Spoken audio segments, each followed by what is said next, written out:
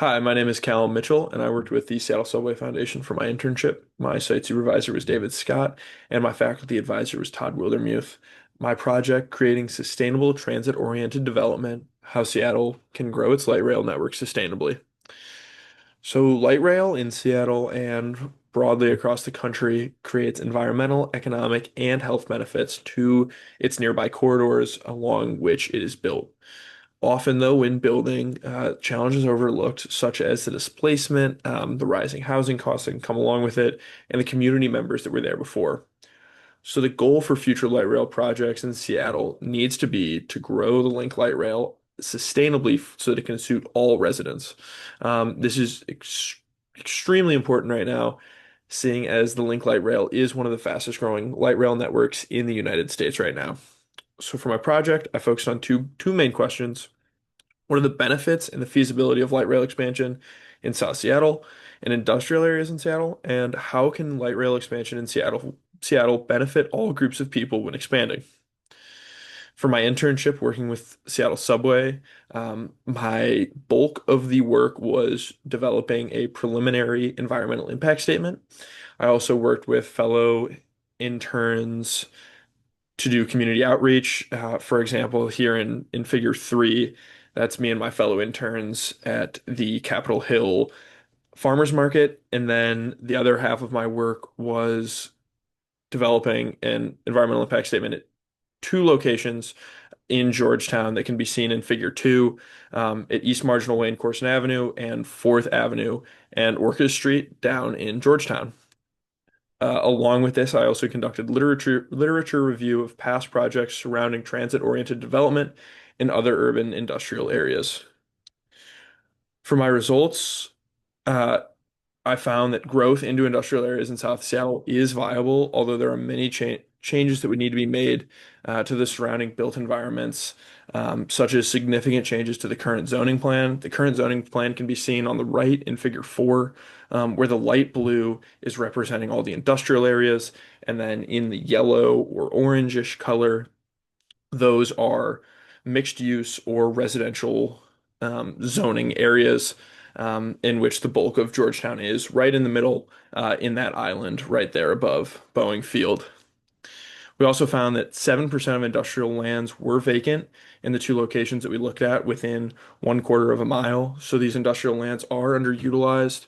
There's lots of empty spaces. There's room to redevelop, possibly rezone, to allow for sustainable transit-oriented development, as the area currently is quite small. There isn't a ton of room to grow right now in the Georgetown area, but seeing a underutilization of these industrial spaces leads to the conclusion that there is room to expand the mixed-use areas in Georgetown. Additionally, from an environmental perspective, there would be a significant reduction in CO2, as well as a significant reduction in particulate matter in the area. And this is an area that has had so many challenges with the industrial pollutants nearby. So this would be a great step forward for the area. Now, looking at, how can these expansions benefit all groups of people, the biggest conclusion that I came to for this project was that allowing community voices to be heard in the development, right? These are huge projects, billions and billions of dollars, spending the time to meet with community leaders, to meet with community groups, to meet with community members is so, so important so that when developing it, they know how to benefit both when there is development, new people coming in, as well as the people that have lived there. So, kind of merging these two groups together to build the most sustainable future. And then, from a broader perspective, as I said earlier, Seattle is one of the fastest growing light rail networks in the US right now. So, planning for this future growth and for each location to develop it sustainably, so that all these future developments can be sustainable. From a city perspective, it's to update some of the zoning plans, which Seattle is already doing a little bit of. They are updating some of these zoning plans, changing around some of the zoning so that we can grow these areas and have it be sustainable in that development. Now, as a person in the community, the best way that I found to make this change, the thing that I think anyone can do, there's two things to me, it's use public transit. The more people use public transit, the more people are going to see the demand for it in this city. That, and then also just talk to people, be positive, talk about how this light rail system, how great it can be optimistic about what the future of Seattle can hold.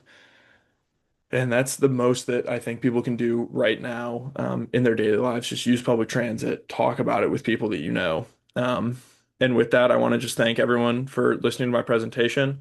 I just want to give a thank you to all the people I worked with at Seattle Subway, Todd Wildermuth, my faculty advisor, all my family and friends, and thank you.